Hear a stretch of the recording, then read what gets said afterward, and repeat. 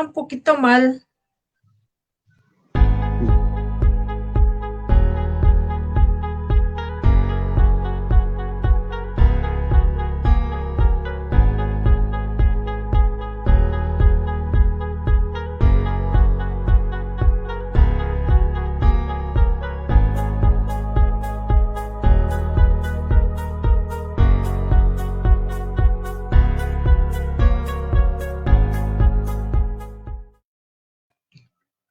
Hola, buenas tardes a todos. Les damos la más cordial bienvenida a este subprograma Transformados.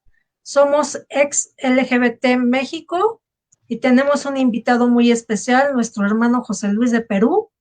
Le damos la más cordial bienvenida y a todos ustedes, que el Señor les bendiga. Gracias por acompañarnos en este regreso a nuestro horario normal, dado que las 3 semanas pasadas, pues, estuvimos con los chicos de Italia, entonces fue un cambio de horario, pero gracias a Dios estamos aquí. Hermano José Luis, bienvenido, gracias por aceptar esta invitación y queremos que te presentes, por favor.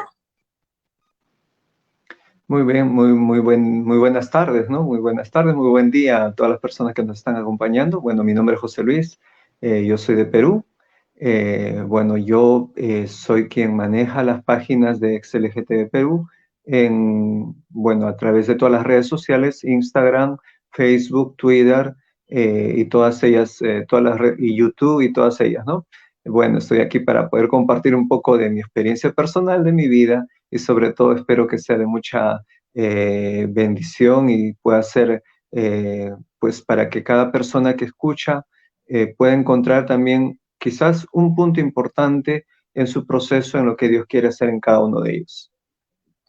Muchísimas gracias, José Luis. Pues tú tienes mucha experiencia en todo esto de las entrevistas, entonces, pero bueno, es un placer tenerte aquí con nosotros desde Perú y cuéntanos un poquito sobre tu experiencia de niñez, juventud, adolescencia.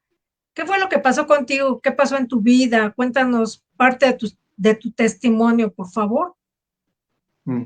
Bueno, siempre cuando vamos o conversamos con una persona para poder conocerla, a veces vemos el ahora, ¿no? Vemos el presente y no vamos a conocer totalmente una persona cuando solo vemos el presente, ¿no? Es importante también conocer lo que ha pasado en el transcurso de su desarrollo como persona, pero también ver lo que ha pasado mucho antes, ¿no? El libro de Salmos 139 dice, nos habla, ¿no? La palabra de Dios y nos muestra que realmente la vida empieza ya desde el propósito de Dios, desde mucho antes, ¿no? Y aún en el vientre de nuestra madre ya tenemos una situación importante, ¿no?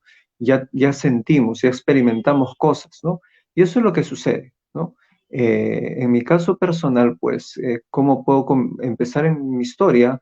Yo nazco fuera del matrimonio, ¿no? Mi papá estaba casado, estaba trabajando en otro lugar del país, conoce a mi mamá, que no era su esposa, y pues ellos comienzan a tener una relación sentimental, llamémosle así, y es así como soy concebido yo, ¿no? Entonces, bajo cierto punto yo quizás pudiera entender que por parte de mi papá yo no era, pues, yo no estaba planificado, ¿no?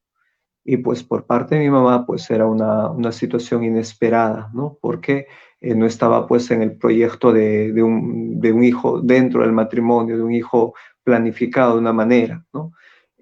Bueno, esa es la circunstancia en la que ellos viven. Detalles en ese tiempo de concepción, yo no lo sé, ¿no? No me han comentado, tampoco tuve la oportunidad de conversar a detalle con mi mamá acerca de estas cosas porque, bueno, ya les iré contando por qué motivos, ¿no? Bueno, el parto, el parto mismo, yo un día pregunté a mi mamá y le pregunté una cosa, ¿no? Porque había escuchado que niños o bebés que tenían situaciones de parto muy difícil, pues también a nivel psicológico, a nivel emocional y a nivel físico podían tener ciertas situaciones, ¿no? y me contó que yo tuve un trabajo de parto de más de 12 horas, ¿no? Prácticamente casi 24 horas, ¿no? Que fue un trabajo de parto muy difícil, ¿no? Ya el momento de mi nacimiento, pues fue difícil en sí el parto, difícil los primeros días. Tuve problemas porque mamá no podía, ¿cómo se dice?, darme de lactar. Yo tenían que recurrir a medicinas, recurrir a muchas cosas, ¿no? Leches preparadas, fórmulas preparadas para mi alimentación y todo esto, ¿no? De algún modo todo eso marcó mi vida en muchas prácticas, ¿no? Eso es pues la parte inicial de mi historia, ¿no? Siempre yo a la gente que entrevisto, llego a encontrar personas que sufren lo que es el rechazo o lo que es el abandono, ¿no? El rechazo o el abandono el abandono no solamente es que hayan papá y mamá se hayan ido y hayan dejado a un hijo por ahí, no, sino que también el abandono puede ser aún dentro del hogar, ¿no? Cuando no hay un acercamiento emocional, cuando no hay un trato, cuando no hay una comunicación. Papá puede estar en la casa, mamá puede estar en la casa, pero si no hay una comunicación, si no hay un trato directo, si no hay una relación más cercana con los hijos, eso también puede considerarse de cierto modo como un abandono emocional, ¿no? En mi caso, pues yo no viví con papá porque papá pues estaba muy enfocado en el trabajo, muy enfocado en su vida, por lo mismo que él era militar, ¿no? Y bueno, mi mamá pues estaba enfocada también en su desarrollo profesional, ¿no? Estudiando, a la vez trabajando y a la vez pues desarrollándose mucho más a nivel de su académicamente, ¿no? Entonces esto originó pues que prácticamente viva mucho tiempo, ¿cómo se dice? Más con mamá porque papá lo vi en mi vida, prácticamente lo vi 4 veces, si es que no me equivoco, quizás hasta 5 como máximo en toda mi vida, ¿no? Entonces yo no conozco a mi papá, no tengo una imagen paterna, ¿no? Y las pocas experiencias o los pocos recuerdos que tengo de papá no han sido recuerdos bonitos, no han sido recuerdos que me llenen de mucha alegría, ni mucha emoción, ni mucha quizás nostalgia porque ya él falleció, ¿no? Sino más bien son recuerdos que de algún modo marcaron mi vida, ¿no? Bueno, mamá estaba muy enfocada y había momentos que ella tenía que salir, me dejaba solo en casa y ya desde muy pequeño, desde la edad de aproximadamente 8 años de edad, yo ya tenía cierta independencia en la casa, ¿no? Porque prácticamente estaba solo, ¿no? Entonces fue una vida en la que no tuve mucha comunicación con mamá, mucha comunicación con familia. Había familias cercanas, sí, tenía primos cercanos, sí, que vivían conmigo, pero no es lo mismo, ¿no? No es lo mismo tener un primo, tener una prima, que el cariño de mamá y papá. No es lo mismo, ¿no? Bueno, mamá trabajaba constantemente económicamente, las cosas estaban muy bien en casa, estaban bien en casa, no había carencias, no había necesidades económicas. Creo que esa era la prioridad de mamá, pero el tema emocional, el tema de acercarse, es algo en la que estaba fallando, ¿no? Tenía una persona que me cuidaba siendo pequeñito, entre la edad de 4 a 6, 5 años más o menos. Era una joven de 16 años que era, no sé cómo le dicen en México, una joven que se dedica a cuidar al niño, Niñera. una niñera, claro, una niñera, y ella pues me cuidaba, ¿no? Y de cierto modo pues era una muchacha, ¿no? Pero esta muchacha tenía en su forma de pensar, en sus criterios, pues tenía una idea muy diferente, ¿no? Eh, y fue pues que esta muchacha pues prácticamente tuvo algunas actitudes para conmigo que no eran correctas, ¿no? Y ahora en esta etapa yo me puedo dar cuenta que eso fue un abuso, que eso fue una violación, ¿no? Porque tuvo tocamientos indebidos conmigo, siendo pequeño, que yo no entendía, ¿no? Ahora yo me pongo a pensar cómo es que una jovencita de entre más o menos, no sé si tendría entre 14 o 16 años, no estoy seguro, pero puede hacer todo eso con un pequeño de 4 a 5 años, ¿no? Yo creo y entiendo que muchas veces hay gente que abusa de los niños porque también ha sido abusada anteriormente, ¿no? Gente que ha sido abusada también abusa a otros niños. Y eso es como una cadena que se va repitiendo, ¿no? Entonces, esta muchacha, pues, tuvo tocamientos, cosa que de algún modo marcó mi vida, marcó se llevó esa llamémosle indemnidad, inocencia del niño, ¿no? Algunos lo llaman como la hipersexualización, ¿no? Exponerlo a experiencias, exponerlo a imágenes, exponerlo a situaciones a un niño de las cuales todavía no está preparado ni emocionalmente, ni psicológicamente, ni nada, eso afecta a nuestra vida, ¿no? Entonces, a partir de ahí, pues yo ya no era el mismo niño, ¿no? Fueron experiencias que de algún modo marcaron mi vida. En ese instante no me di cuenta, en ese instante yo no avisé a nadie, no comuniqué a nadie, ¿no? Ahora que comparto historias y gente me comenta sus historias de vida, pues entiendo que muchas personas que pasan situaciones así o pasan situaciones quizás mucho más traumáticas, callan por miedo, por temor, por vergüenza y no avisan y de esa manera que este abuso, que esta situación sigue siendo continua en la vida de un niño o de una niña. Entonces, en mi caso, pues ese fue el panorama en primera infancia, ¿no? Entre los 0 a 6 años, ¿no? Dicen los psicólogos que lo que ocurre entre los 0 a 6 años es lo que realmente marca casi el 50% de nuestra vida, ¿no? Y yo creo que esas experiencias fueron situaciones que marcaron mi vida de una manera, pues, muy fuerte, ¿no? Eso podría contar, ¿no? En mi ¿Fue el inicio. único abuso que tuviste o hubo más después de ese? Fue el único, fue el Fue el único. Bueno, es un poco inusual, ¿no? Dadas otras ¿No? historias que quizás hayan escuchado o historias que hayan escuchado de otros niños, es un poco inusual, ¿no? Porque normalmente es que un adulto varón abusa de un niño o de una niña, ¿no? Pero es muy poco usual que se ve que una mujer o una adolescente, ¿no? Entre 15 y 16 años abuse de un niño, ¿no? Entonces es una experiencia diferente en mi caso, ¿no? Pero finalmente es abuso. Claro, ¿ese abuso te hizo sentir diferente? ¿A partir de ahí tú pensaste que ya eras diferente? ¿O qué fue lo que sucedió? Eh, yo desde un principio ya me sentía diferente por la misma vivencia, ¿no? Porque de cierto modo no tuve una infancia muy como los demás niños, ¿no? Era hasta cierto punto estaba muy aislado, no tenía mucha interrelación con otros niños de mi edad.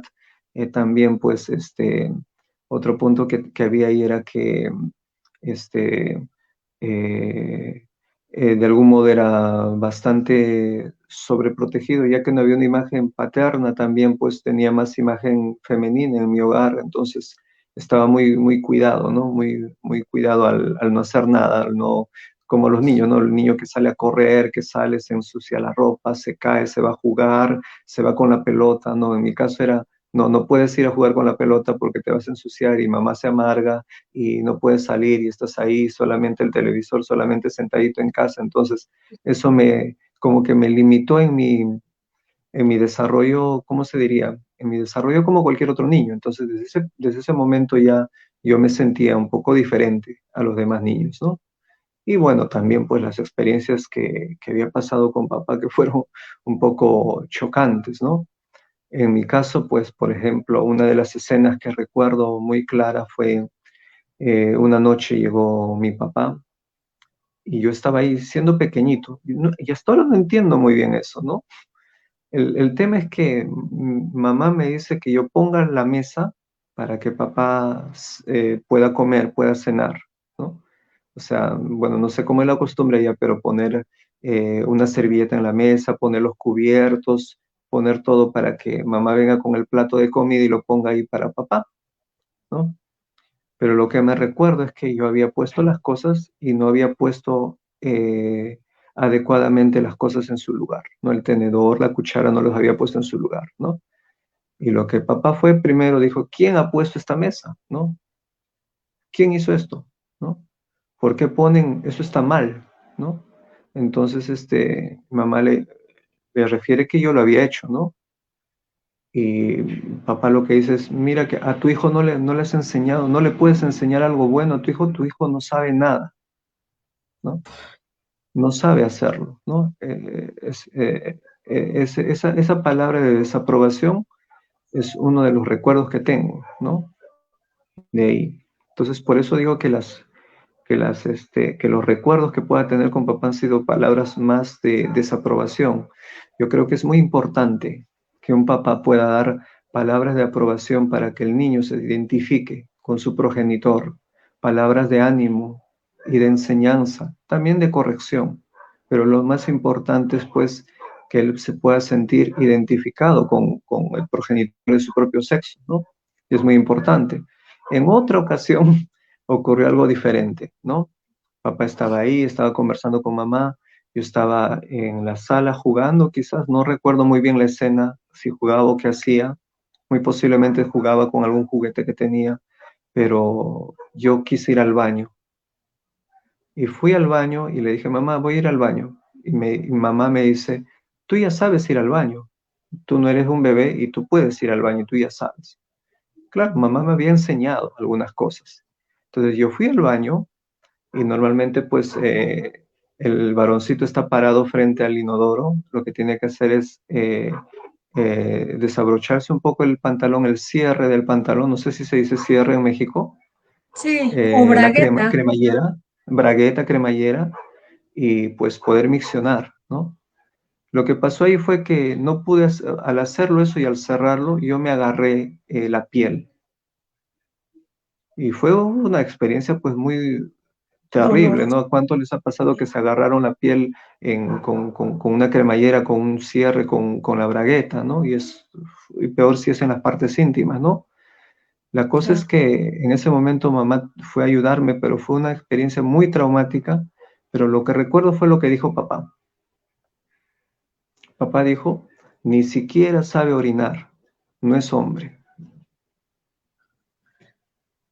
O sea, esa simple frase queda marcada en el corazón, ¿no? En claro, el que te desaprueba, te descalifica, te menoscaba en tu persona, ¿no? Entonces, son experiencias que de algún modo marcaron mi vida, ¿no? Con respecto a papá, a la imagen paterna. Entonces, puedo decir que que yo viví, crecí mi infancia sin una imagen paterna adecuada, ¿no?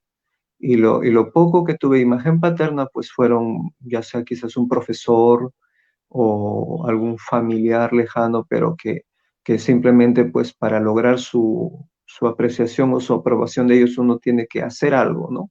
Tengo que sacarme buenas notas para que tenga la aprobación del maestro, porque el maestro no me va a dar un cariño, un afecto, porque simplemente la relación es maestro-alumno, no es papá. claro, Entonces mis distintas relaciones han sido yo tener que hacer algo para que obtenga la atención, obtenga el afecto, obtenga la aprobación, ¿no? Eso fue la infancia. Afortunadamente, en el caso mío, a nivel de la escuela primaria, no tuve problemas de bullying ni nada de esto, porque, bueno, gracias a Dios tenía un buen desarrollo académico, así que no me hice muchos problemas en ello, ¿no? No, eso no tuve ese problema. Yo creo que si hubiera habido eso también, hubiera habido diversas situaciones más complejas para mi vida, ¿no? Pero gracias a Dios que no hubo esa situación en mi infancia, ¿no? claro. Y en cuanto a, bueno, tú ya te sentías diferente, ¿empezaste a tener algún gusto en particular hacia los niños a nivel primaria o fue más adelante? En ese momento no, porque lo único, sí, bueno, en ese momento no, porque, bueno, lo único que tenía que me hacía sentir diferente era que yo no tenía el mismo desarrollo social como ellos, ¿no? Porque normalmente yo estaba encerrado en casa, yo no salía a jugar, Yo no sabía jugar pelota como los demás niños, no sabía ir a jugar guerritas como los niños, no sabía hacer cosas como los demás niños lo hacían, ¿no? Porque yo había sido criado así muy, ¿cómo se diría? Encajonadamente, ¿no? Estaba ahí con la camisita, con el pantaloncito, con los zapatitos, nunca un tenis, nunca una zapatilla, nunca, o sea, todo era muy, ¿cómo se diría? Muy, Muy, sí, muy ¿cómo alineado, explicar? muy Muy, pulcrito. claro, muy pulcro, ¿no? Muy pulcro así. Entonces, eso era diferente. Pues yo, el recreo, el momento del recreo en la escuela era, yo salía y me quedaba sentadito, mientras los demás corrían, pues, ¿no? Mientras los demás jugaban, porque no estaba acostumbrado a hacer eso, ¿no? Y Claro. bueno, como era el menor de toda la casa, no había otros niños tanto cercanos a mí con los cuales yo pueda interrelacionarme. Entonces, yo me acostumbré a tener conversaciones con personas adultas, más que con Mm, niños. Entonces, en la escuela primaria me era aburrido conversar con los niños porque me había acostumbrado a conversar con gente adulta, ¿no? A ver cosas de adultos. En casa yo leía libros de medicina, leía libros diccionarios, enciclopedias, cosas que los niños no leen. Los niños leen cuentos o leen un libro de su edad, pero yo leía libros, ¿no? Mientras los niños veían dibujos animados, yo veía noticieros, porque eso era lo que veían en casa, ¿no? Entonces, eso me causaba el ser diferente, ¿no? Hasta ese punto, ¿no? Hasta ese momento, pues, en mi desarrollo, hasta la etapa de los 12 años aproximadamente o 13 años, no hubo ninguna otra situación, ¿no? Claro que ya la puerta estaba abierta, ¿no? La experiencia estaba abierta. Yo creo que el tema de la necesidad de afecto, la necesidad de atención, la falta de identificación con papá, con mi progenitor de mi propio sexo, ¿no? Las palabras de rechazo, la falta de afirmación, eh, la falta también la de falta de identidad, comunicación con las personas adultas y todo esto, ya iba a generar en algún momento un problema, ¿no? Entonces, a la edad claro. de aproximadamente 13, 14 años, bien, a la edad de 13 o 14 años, cuando estamos en esa etapa en la que todo adolescente se va desarrollando, se va, pues, tanto físicamente, el desarrollo hormonal, el desarrollo físico, comienza a haber una serie de cambios en todo sentido, pues lo que ocurre es que yo comienzo a tener fijación en figuras de televisión, ¿no? Que me comienzan Mm, a llamar la atención. O sea, ¿por qué me llama la atención el joven que es el protagonista de esta publicidad, por ejemplo, ¿no? ujú. Entonces era una cosa rara, ¿no? Hasta ese momento yo no le había prestado mucha atención, ¿no? No le había dado mucho interés en ello, pero eso ya me generaba cierta inquietud, ¿no? Y yo creo que Claro. ahora entiendo que eso era pues mi búsqueda por buscar un modelo masculino que no había tenido. Entonces yo miraba en la publicidad modelos afirmativos o modelos masculinos mediante los cuales yo pueda querer identificarme o querer afirmarme. Así es. Así es. ¿Y encontraste esa afirmación? Eh, en ese tiempo, pues no era mucho, ¿no? Simplemente era, ya se limitó al tema más sensitivo, más al tema de la atracción visual que otra cosa, ¿no? No había más, no tuve en el tiempo de adolescencia, no tuve contacto, llamémosle sentimental o sexual con alguna persona, ¿no? Gracias a Dios que no ocurrió eso, ¿no? En mi infancia, ¿no? Paralelamente a esto, siendo muy pequeño yo, a la edad de 5 años, 6 años, a mí me llevaban a una iglesia evangélica, ¿no? Un Mm, pequeñito. Bueno, entonces yo, pues, por el mismo tema de la capacidad intelectual que tenía, pues, yo ya leía la Biblia, leía muchas cosas, entendía muchas cosas, conocía muchas cosas, sabía muchas cosas, ¿no? Pero todo eso es el conocimiento que uno tiene, que uno puede adquirir, ¿no? Más sin claro. embargo, no había una relación personal con Dios, ¿no? Ujú, Y de cierto modo, el conocer algunas reglas, al conocer algunos principios bíblicos para mi vida, de cierto modo me guardó de quizás de tener malas amistades, de quizás conocer drogas o conocer el alcohol, como muchos adolescentes a veces ingresan a drogas o alcohol muy tempranamente, ¿no? En mi caso no fue así, ¿no? Esa fue mi adolescencia en general. Y bueno, ya las experiencias quizás más cercanas en el tema de la atracción hacia el mismo sexo ya llegan a la edad de 18 años, 19 años, ¿no? Porque ya a esa edad yo comienzo a tener acceso a lo que es imágenes, a lo que es información, ¿no? Ya sea por los medios de comunicación en la universidad, ya sea también por las amistades, por las conversaciones y por la internet, ¿no? Entonces, claro, lo que llega más a la mano muchas veces es la comunicación, es la información no indicada, no correcta, ¿no? Ya sea imágenes, ya sea pornografía, ya sea diversas situaciones. Entonces fue así como comencé a tener ese acceso a ese tipo de información que no era la correcta, ¿no? Al no tener una guianza paterna, no tener una guianza o una consejería de mis padres en sí, pues de cierto modo en cualquier momento podía algo ocurrir, ¿no? Hasta ese tiempo estaba, gracias a Dios, guardándome de muchas cosas, ¿no? gloria a Dios. Sí, yo creo que esa parte de la enseñanza bíblica de pequeñito, pues de alguna manera te ayudó, como bien dices, te guardó de muchas cosas.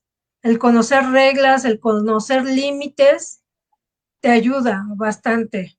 Desgraciadamente no toda la gente o no todas las familias tienen esa oportunidad de poner límites a sus hijos o de hablar con ellos como, pues como fue tu caso, muy sobreprotegido, muy Claro, cuidadizo, muy cuidadito. claro, yo creo que el conocer reglas, conocer límites y tener esa disciplina que ya también fue parte de mi forma de ser, me guardó de muchas cosas, ¿no? De cierto modo, me guardó de muchas cosas y me hizo una persona más cuidadosa en muchos sentidos, ¿no? Eso es lo importante, ¿no? Y bueno, caso de otras familias que quizás están expuestos, ya sea alcohol, ya sea abuso, ya sea a situaciones de violencia familiar, intrafamiliar. En mi caso no lo tuve cerca. Gracias a Dios que tuve una familia muy tranquila en ese sentido, ¿no? A nivel general, los ejemplos que tenía de familia eran, Sí, a nivel general, los ejemplos que tenía de familia eran buenos ejemplos que puedan de algún modo dañar mi perspectiva del varón y la mujer, ¿no? claro. Ya la etapa de la juventud, prácticamente a los 21, 22 años, es que yo empiezo ya a querer tener experiencias, ¿no? Experiencias y donde comienza ya comienzo a seguir teniendo ese tema de la fijación, ¿no? De la atracción, ¿no? De la curiosidad, ¿no? Entonces, yo creo que esas son etapas en las que yo ya me pongo a enfocarme en el tema de la iglesia, ¿no? La iglesia creo que tiene que ser un lugar para cubrir esos espacios, ¿no? Muchos jóvenes o muchos adolescentes o niños, como en mi caso, pueden estar asistiendo a la iglesia, yendo a la escuela dominical y necesitan en la iglesia tener modelos adecuados, ¿no? Modelos familiares adecuados, modelos familiares sanos que de algún modo puedan cubrir esas carencias que en el hogar hay, ¿no? Eso es muy importante, ¿no? Y cuando la iglesia a veces no está, no toma atención a esos puntos, pierde grandemente el buen trabajo que podría hacer en muchos adolescentes, ¿no? Entonces ya en ese tiempo, pues mi búsqueda de amor, mi búsqueda de afecto, mi búsqueda de identificación con mi propio sexo y todo esto comienza a través de la pornografía, a través de algunas puertas abiertas a la curiosidad, ¿no? Y es así como comienzo a conocer ese submundo, homosexual. Ese es un mundo homosexual, ese es un mundo de vivencias, ese es un mundo de personas que de algún modo yo me sentí identificado con ellos, ¿no? Gente que también buscaba afecto en otro varón, ¿no? Entonces ya es el tema de, ¿cómo se dice? Desdibujarlo, ¿no?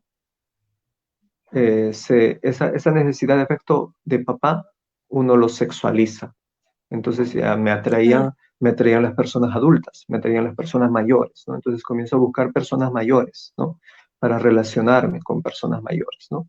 Y es algo común, creo que en el ambiente homosexual ocurre mucho eso, ¿no? Mayores que buscan jovencitos y de algún modo, pues, por la misma situación que el joven es más vulnerable, puede ser manipulado y puede ser usado también, ¿no? Es muy así común es, esa figura, ¿no? Entonces es así como sí, ingreso a ese estilo de vida, ¿no? Eh, y ya, bueno, el tema era que yo estaba yendo a la iglesia y el tema era que en la iglesia yo no tenía a quién hablar, yo no tenía a quién contar esas inquietudes, esas dudas que tenía. Esa era la situación. No había una persona y tampoco había ¿cómo se diría? La percepción de los líderes ahí para poder ver que había un problema en mí, ¿no? Y yo no tenía la confianza para poder hablar, como si en el hogar mismo no tenía comunicación, menos iba a ser con una tercera persona en la iglesia, ¿no? claro, Si en casa no había comunicación con los padres y con la familia, menos iba a ser con gente de algún modo que no es cercana, ¿no? En la iglesia. claro. Entonces, Así llega un momento en el que ya la situación ya era, ¿cómo se diría? Y ya era, ah, ah, ah,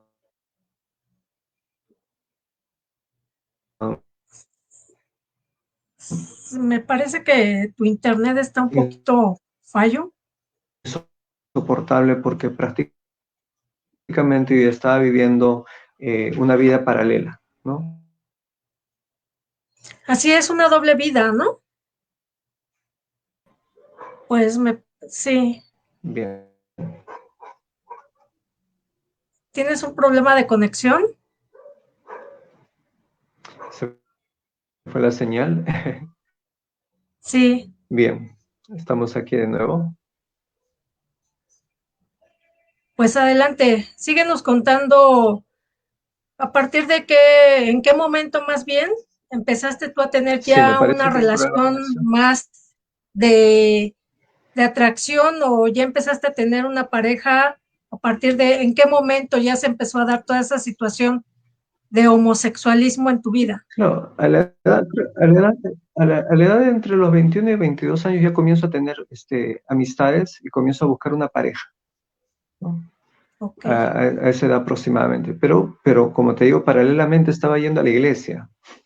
Entonces ahí era como que una doble vida y dos cosas. O sea, aquí hay claro, algo mal, ¿no? Entonces, la misma situación que conocimiento mío de que no podía estar bien haciendo todo esto, me pongo en la necesidad de buscar una ayuda, ¿no? De buscar una solución a esta situación que estaba viviendo, ¿no? Entonces, el tema era a quién recurrir. Para este tiempo, yo ya había tenido un pastor que se había hecho muy amigo mío, ¿no?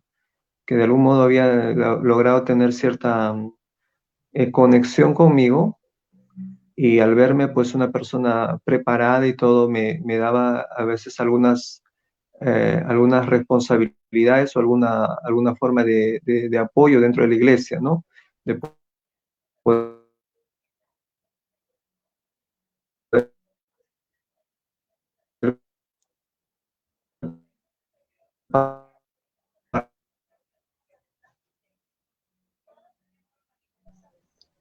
bien. Entonces, llega el momento y dije, voy a hablar con él, ya que es la persona que más confianza tengo al momento, voy a hablar con él, ¿no?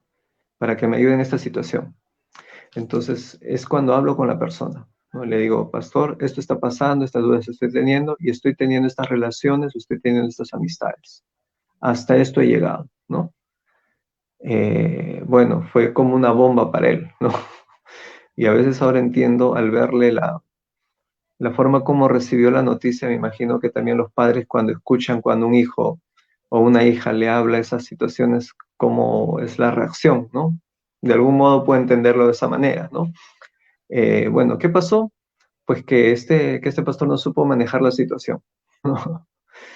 No supo manejar la situación y lo que hizo fue pues hablar a la directiva de la iglesia, de la congregación, y contar todo el tema y seguidamente contarlo a toda la congregación, Sí, ¿no? un secreto a voces.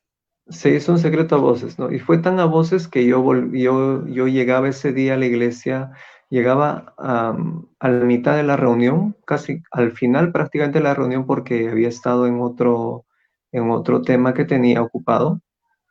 Y llego y digo, ¿por qué todo el mundo me mira? O sea, ¿qué ha pasado? Todos me miran, ¿no? Y, o sea, no sabía qué había pasado minutos antes, pero todos me miraban. Dije, ¿qué ha pasado aquí? ¿No? Hasta que al final, cuando ya la gente se está retirando, se me acerca una hermana a la iglesia y me dice, ¿sabes qué? Y me comienza a hablar el tema. Yo no le entendía muy bien, ¿no? Yo, o sea, no entiendo lo que usted me está hablando. Hasta que me dice que había sucedido, que el pastor había públicamente había dicho, José Luis está y esto y el otro y está pasando esto y que no sé qué, y toda la gente alarmada, porque para ellos, entiendo ahora que para ellos en ese momento era el pecado más grande del mundo, ¿no? Cuando tenemos que entender que no hay pecado grande en chico, el pecado es pecado, ¿no? Claro, Entonces, no hay pecado grande ni chico. Entonces, sí. bueno, eso causó una serie de problemas a continuación, ¿no? Ay, pastores, pastores, amen a sus ovejas.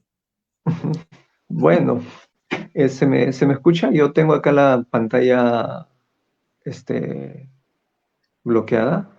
Sí, te escuchamos Ah, perfecto, perfectamente. perfecto. Adelante. Sino que yo me veo ahí congelado. Bien. Entonces, bueno, pasó todo ese problema bueno, y ya dada la circunstancia era pues, yo me sentí traicionado, me sentí decepcionado realmente, porque había confiado en una persona que supuestamente me iba a ayudar, porque supuestamente yo lo quería como si fuera un papá, porque supuestamente había confiado para que me pueda dar una guianza en ese momento y más bien pues ocurrió lo que ocurrió. Bueno, eso me llevó al punto en el que tenía que tomar alguna decisión, ¿no?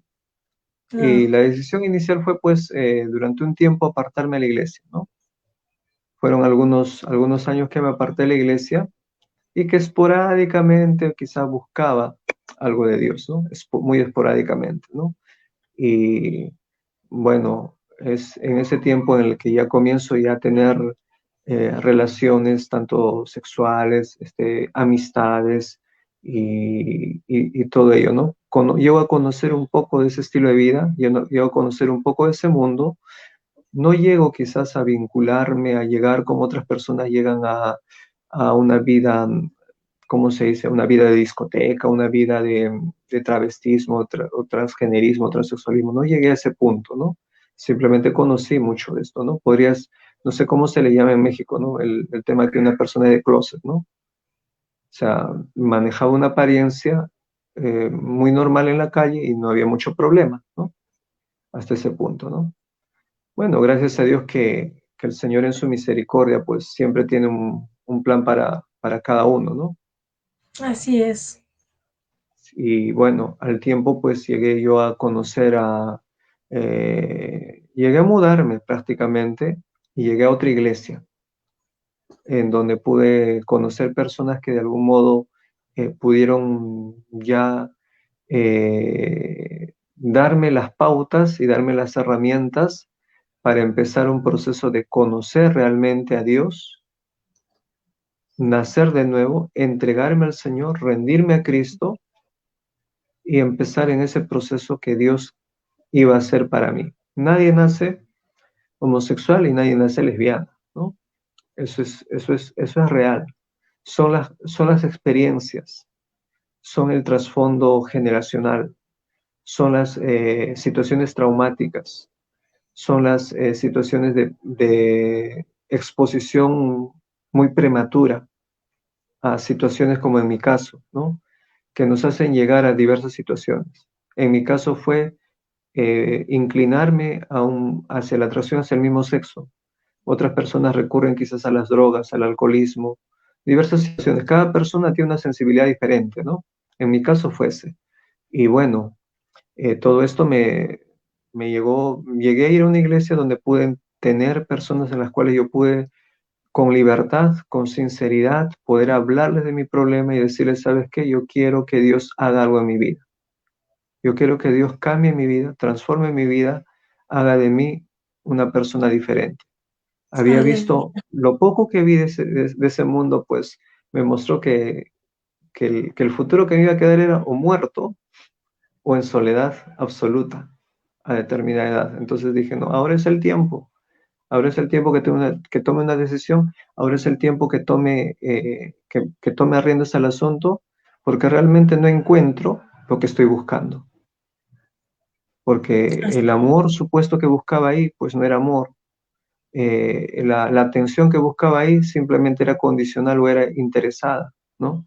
Eh, la afirmación que buscaba ahí no la iba a hallar, porque ocurría que yo llegaba cuando tenía amistades o me vinculaba a personas en ese mundo, pues me daba cuenta me daba cuenta de sus carencias, me daba cuenta de sus inmadureces, me daba cuenta de sus conflictos personales, me daba cuenta de sus traumas personales, me daba cuenta de las situaciones de vidas vacías que vivían.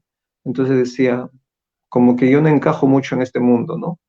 Y no quiero encajar tampoco, ¿no? Entonces dije, suficiente con los problemas que tengo para conocer gente que me venga con más problemas a mi vida, ¿no? Así que marqué distancias ahí, ¿no? Y bueno, gracias a Dios que Dios en su misericordia escuchó mi oración, escuchó mi clamor y Dios puso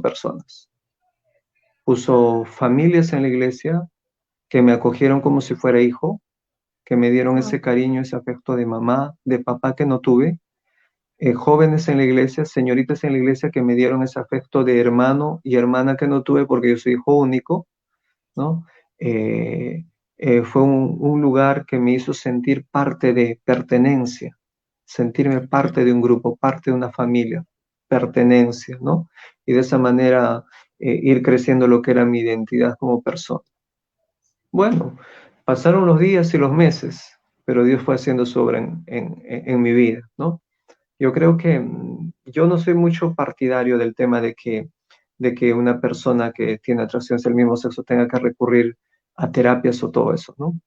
Que en el mundo a veces hace. Yo considero y creo que Dios es el que mueve las circunstancias, mueve las cosas y pone las cosas adecuadas a nuestro alrededor para darnos esa restauración y esa sanidad y esa afirmación. Entonces, claro. donde pude recibir palabra de afirmación, donde pude recibir buenas figuras paternas, figuras maternas, donde pude recibir buenos ejemplos, sólidos ejemplos de familia, sólidos ejemplos de persona, fue en la iglesia que Dios me puso, ¿no? Y fue un proceso en el cual, pues, realmente, cuando ahora volteo y veo y me doy cuenta, veo al joven que era esa edad de 23, 24, 25, 26 años, inseguro, inmaduro en muchos aspectos y con muchas situaciones a nivel de carácter que lo comencé a desarrollar dentro de la iglesia. Yo a esa edad de 26, de 27, 28 años, recién viví mi adolescencia. O sea, recién pude vivir una adolescencia sana que prácticamente estuvo atada, truncada en la familia que tuve, ¿no? Entonces, la iglesia para mí fue el lugar de sociabilizar, el lugar de sanar, el lugar de restaurar, ¿no? Y en ese transcurso de tiempo fui conociendo más personas, ¿no? Conocí varones y mujeres que habían sí salido ya de un mundo mucho más, ¿cómo se diría? Mucho más profundo, mucho más oscuro de lesbianismo, de homosexualidad, y poder entender sus problemas y poder identificarme de cierto modo con ellos y poder también ser ayuda para ellos, ¿no? Entonces fue claro. así como fue mi proceso de restauración, ¿no? No ha sido algo espectacular, que una noche tuve un sueño o que, no sé, una luz vino del cielo, sino que fue disponer mi corazón, disponer mi vida y ponerme en manos del Señor y pasar en esa clínica de sanidad y restauración emocional, esa clínica de restauración que Dios hace a través de su Espíritu Santo, donde me sanó mis heridas, sanó mi resentimiento, sanó mi amargura, sanó eh, el rechazo que tenía, sanó las heridas que tenía por las palabras de desaprobación, por las palabras de rechazo, por el abandono que había sufrido, por las frustraciones que había pasado, por las dudas que había tenido, y Dios fue obrando en mí, de una manera, pues, eh, eh, ¿cómo se dice? Paso a paso, de una manera y un paso a paso, un día a día, ¿no? Fue un proceso de Dios, y fue un proceso en el cual experimenté muchas cosas, ¿no? Y son los mejores recuerdos de mi vida los que tengo en la etapa de la iglesia, ¿no? En la etapa de conocer esa familia y de sentirme identificado y conocer realmente a Dios, ¿no? Yo lo veía Amén. tan lejano, a Dios lo veía tan inalcanzable, a Dios lo veía tan castrante, tan difícil, ¿no? Por la misma imagen de papá que había tenido, un papá que nunca iba yo a satisfacer ¿cómo se dice?, sus exigencias, nunca iba a llegar a la altura que él quería que yo sea o que yo llegue. Y conocer a Dios, pues que Dios nos ama tal cual somos, y Dios nos recibe tal cual somos, y no nos ama porque hacemos algo por Él o para Él, sino nos ama por lo que somos y por lo que somos en Cristo, ¿no? Ese amor incondicional lo fui conociendo poco a poco, ¿no? Fue un proceso de Dios, fue un proceso de restauración, fue un proceso de mucha oración, fue un proceso de ayunos, fue un proceso de lágrimas, fue un proceso de someter mi vida, mi carne, mis emociones, mis sentimientos a la obra de Cristo, a negarme a mí muchas veces en muchos aspectos de mi vida, pero a entender que lo que Dios iba a hacer era lo mejor para mí. Así es. Pues muy buen testimonio, algo que he aprendido durante todo este tiempo que probablemente mucha gente o muchos jóvenes, muchas personas tengan algo en común, ser homosexuales, pero aun cuando esa persona sea homosexual, lesbiana, transgénero, por las circunstancias que hayan sido o probablemente porque hayan pasado algunas cuestiones similares, Dios tiene siempre la restauración perfecta y única para cada ser humano, porque cada ser humano es único e Diferente. irrepetible. Así Entonces, es. eso es lo maravilloso de Dios, eso es lo maravilloso del Creador, porque Él es único. Él conoce tu sentarse, tu levantarte, Él conoce todos tus caminos. Para Él nada, nada, nada, nada le es oculto, porque a sus ojos somos de gran estima y Él tiene la única restauración real, genuina, para cada persona, porque Él nos conoce y nos conoce por nombre. Él es un Dios creador, Él es un Dios de verdad, Él es un Dios que nos ama y por eso le amamos, porque Él nos amó primero. Pues José Luis, muchísimas gracias. Ujú.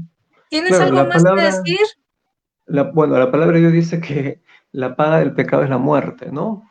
Y que pues las cosas que hacemos van a traer consecuencias siempre a nuestra vida, ¿no? En lo que pude vivir de ese estilo de vida, de ese mundo, conocí muchas personas, tuve muchas experiencias eh, con diversas personas, y pude también exponerme a muchas situaciones, ¿no? Actualmente los medios de comunicación, actualmente eh, mucha gente quiere normalizar o quiere promover un estilo de vida en donde lo pintan de bonito, lo pintan de perfecto, lo pintan de atrayente, lo pintan de feliz, lo pintan de divertido, pero no te dicen la verdad de lo que hay ahí, ¿no? He visto gente enferma, he visto gente deprimida, he visto gente que se autodestruye, he visto gente que vive vidas superficiales o a veces vidas muy vacías, ¿no? De mucho sufrimiento y mucho dolor, ¿no?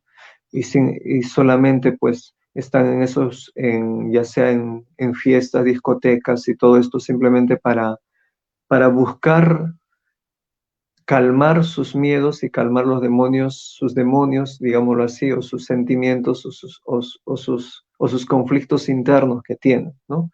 Y esto a la larga no soluciona, porque la persona se va a la discoteca, se va con la amistad, se va a acostarse con un hombre, con una mujer, con el fin de encontrar ese amor, ese afecto, esa atención, o sentirse valorado, o trabajar supuestamente para su autoestima. Pero acabado esa escena, acabado esa fiesta, acabado esa reunión, acabada esa discoteca, sigue el mismo vacío en el corazón de la persona. Así es. Entonces, eso es lo que no te dicen, ¿no? eh, el mundo homosexual, pues, por más, bueno, yo he conocido, digamos, la parte, ¿cómo diría? No he conocido eh,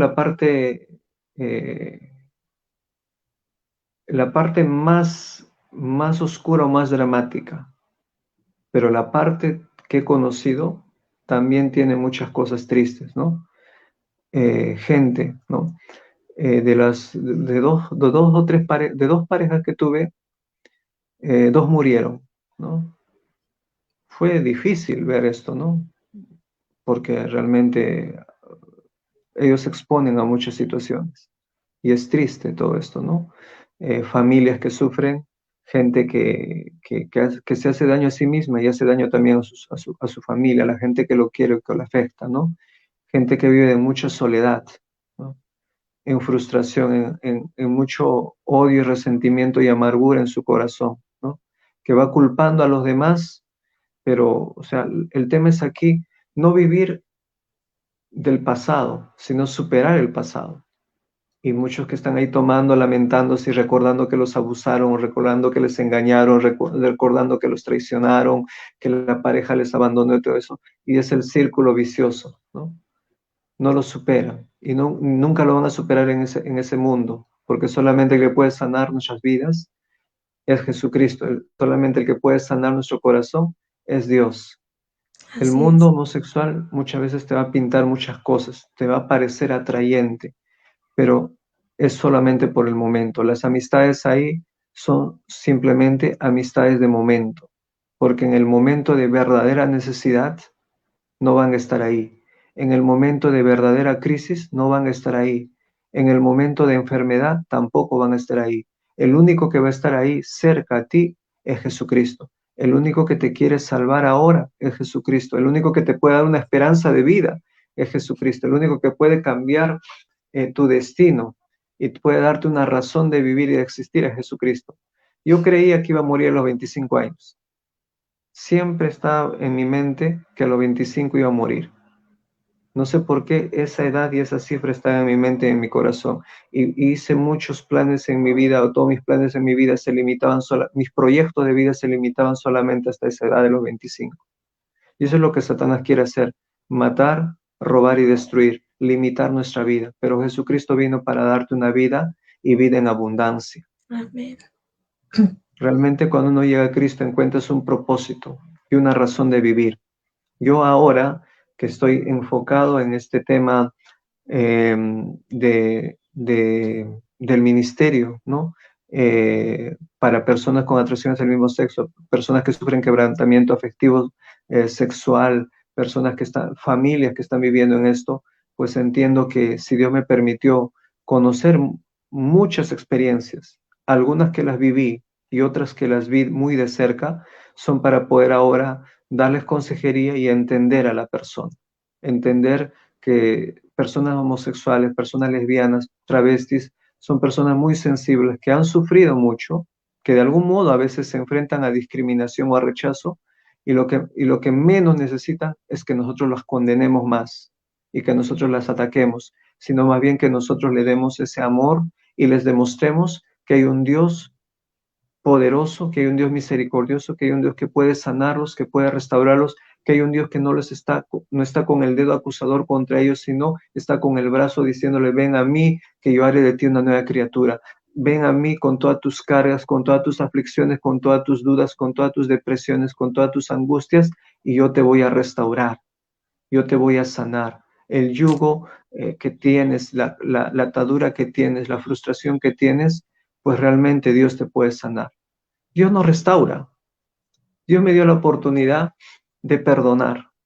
Perdoné a mi mamá por todas las cosas que habían pasado, por la falta de comunicación, por la falta de interrelación que teníamos, por la forma como me había criado, por la forma como me dejó a manos de otra persona que luego iba a abusar de mí. Perdoné también a papá, no directamente, pero sí en mi corazón. Yo no guardo ni resentimiento ni amargura contra él. Yo puedo contar con libertad y sin temor, sin miedo, sin vergüenza lo que me pasó, porque realmente en mi corazón ya no hay amargura, ni rechazo, ni reclamo contra ellos, ¿no? Dios me dio esa capacidad de perdonar y sanar. Y sobre todo también a tanta gente que conocí, que yo mismo dañé o también me dañaron, ¿no? El pastor que me traicionó y que hizo todo el alboroto en la iglesia, ahora es uno de mis mejores amigos. Entonces, bueno, Dios nos da esa capacidad, ¿no? Esa capacidad de hacer nuevas todas las cosas, ¿no? Entonces, es diferente la vida en Cristo que la vida en el mundo. Y si me dan a elegir ahora, pues yo digo, he tomado la mejor decisión. Amén. He tomado la mejor decisión porque sé que ahora tengo algo asegurado en esta vida y también para la eternidad. Que lo que el mundo me ofrecía era simplemente pasajero y era simplemente momentáneo y era esporádico. Pero lo que Dios me da es algo permanente. Esa es la Eterno, diferencia. algo eterno. Así Pues, es. José Luis, muchas gracias por esas palabras, gracias por tu testimonio, gracias porque de verdad es impresionante lo que Dios hace con cada persona. Permíteme orar por ti, permíteme orar por tu ministerio, permíteme orar por todas aquellas personas que te rodean y que están al pie del cañón contigo y en esta lucha. A veces sí nos da un poco de temor, pero Dios, si Dios con nosotros, ¿quién contra nosotros? Entonces No, vamos a seguir exactamente. adelante y tienen que darse cuenta de que también estamos de este lado, los de este lado, los redimidos por el Señor, los que Dios ha sacado de esa vida tan terrible, tan llena de vacíos, pero aquí estamos. Entonces voy a orar por ti, José Luis, voy a orar por tu ministerio y por Claro, todos y aquellos que te rodean. sobre todo hablar a las personas que nos están viendo y quizás vean luego eh, cuán importante es hacer un llamado de atención a las iglesias, a los líderes, a los pastores, porque no es el psicólogo, no es el consejero familiar, no es el terapeuta el que va a ayudar a una persona que está ahí, sino que es el poder de Dios el que va a hacer la obra de restauración y sanidad. Y cada uno de ustedes son los brazos extendidos de ese amor y de esa misericordia. La iglesia tiene que ser un lugar para atender al desvalido, atender al que viene dañado, atender al que viene herido, atender al que viene envuelto, embarrado en pecado, no para condenar o para rechazar. No hay, como les dije minutos antes, no hay pecado grande ni pecado pequeño. Yo por el hecho de no haber sido quizás transgénero o travesti, no me siento mejor o más santo que el que sí tuvo esa vida. Yo me siento tan igual que quizás el travesti que llegó a prostituirse en las peores calles del mundo, porque ellos sí cobraban, yo no cobraba, es la diferencia, y finalmente es pecado, ¿no? Claro. Es terrible el mundo porque el mundo, Satanás lo que hace es degradar tu identidad, degradar tu persona, tu dignidad, dañar la imagen maravillosa de Dios en ti y tratar de desarmarte totalmente, ¿no? Y en este tiempo, pues el trabajo que nosotros hacemos es más que nada hablar a la iglesia.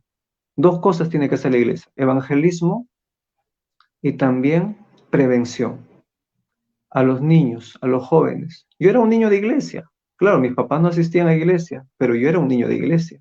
Y aún así tuve que pasar todo lo que pasé. Y la iglesia no estuvo para ayudarme.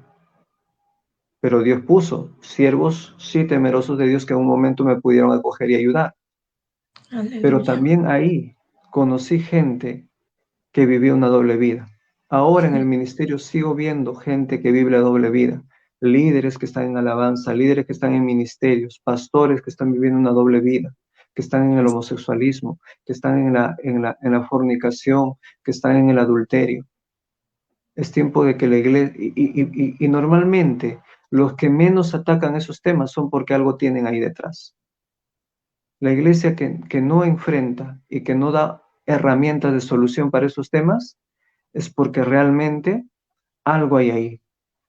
El Claro. pastor que no toma las riendas del asunto contra la lucha, la ideología de género, contra la lucha de enseñar una relación familiar correcta, de luchar contra la imposición de tantos temas de perversión sexual, es porque ahí en su corazón está viviendo ese estilo de vida. Esa es la verdad. Y es tiempo ahora de que el evangelismo no solo lo estemos mirando para afuera, sino que veamos que aún dentro de la iglesia hay gente que necesita nacer de nuevo y gente que necesita restaurarse. Y esa es mi gran preocupación ahora, ¿no? Está creciendo terriblemente la ideología de género y mucha gente homosexual, muchos jovencitos, muchas jovencitas confundidas de 13, 14, 15, 18 años que ya se identifican como lesbianas o se identifican como homosexuales. ¿Y la iglesia qué está haciendo? La iglesia está más enfocada en otros temas, la iglesia está más enfocada en distracciones, la iglesia está enfocada, no sé, en crecimientos quizás materiales del templo, pero no en las vidas y en las almas. Es tiempo de darnos cuenta que estamos en los últimos tiempos y que ahora tenemos que volver a poner la mirada en las almas perdidas. Y muchas de esas almas están alrededor de nosotros mismos, nuestras propias familias. Lo triste es que llegan gente, hijos de pastores, hijas, hijos de hermanos que pueden ser líderes, diáconos de iglesia, que están teniendo problemas de atracción hacia el mismo sexo, que están teniendo problemas de abuso, que han tenido problemas de violación, que han tenido problemas de diversos. Eso es lo Así más es. triste, que aún dentro de la misma iglesia se encuentran tantas cosas difíciles. Y es un llamado a atención para que la iglesia misma se levante y dé la apertura a hablar muchos temas, muchos temas. Yo me hubiera Así sentido es. muy feliz si es que en la iglesia, yo siendo joven, siendo adolescente, me hablen temas de sexualidad, me hablen temas de las emociones, me hablen temas para yo poder perdonar, me hablen temas para mi autoestima. Pero no, no había esos temas. Todo era tan bíblico, pero tan Tabú. desfasado de la realidad. Es como que nosotros vivimos en un mundo paralelo y la iglesia no está viviendo en un mundo paralelo. Estamos en este mundo, no somos de este mundo, pero no significa que vamos a dar la espalda a la realidad de lo que estamos viviendo. La iglesia ahora tiene que poner su mirada en la realidad, en la actualidad, en lo que está ocurriendo y dar las alternativas y dar las herramientas que Dios quiere dar para cada uno, para cada persona, porque cada alma, cada vida es importante. Así es. Gloria a Dios. Pues voy a orar por ti, por tu ministerio y por las personas que te rodean y que Dios nos ayude en medio de en medio de estos tiempos tan peligrosos. Padre Celestial, te damos gracias, Señor, por la vida de José Luis. Gracias, Señor, por el ministerio que él está llevando a cabo, Dios, a través de las entrevistas en el Perú, Dios. Gracias por la vida de cada persona, Señor, que lo rodea, Señor, que está apoyándole, Dios. Gracias por sus pastores, por la iglesia, Señor, que ahora, Señor, le han brindado todo el apoyo. Gracias porque tú has hecho de él una nueva criatura. Gracias porque tú eres bueno, Señor. Gracias porque le has redimido. Gracias porque tu sangre preciosa valió la pena en la cruz del Calvario, Señor, para darnos vida y vida en abundancia, Señor.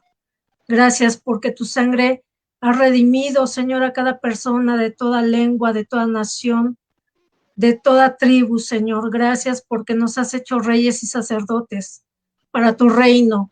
Gracias por la vida eterna, Señor, que nos has dado y que hemos empezado a vivir aún aquí en la tierra, Señor. Bendigo a José Luis, bendigo a su ministerio, Señor. Bendigo cada paso que él da, Señor, en tu nombre, Dios.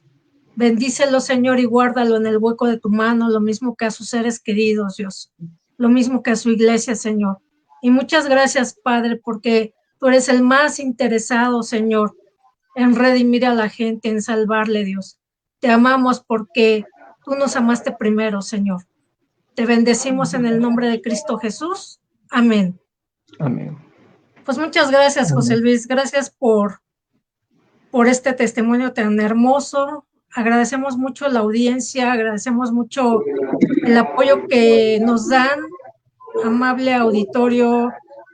Les despido en el nombre de Jesús, les abrazo a la distancia y les doy muchas gracias por seguirnos cada momento, cada jueves, con cada precioso testimonio de un Dios creador, de un Dios que nos ama.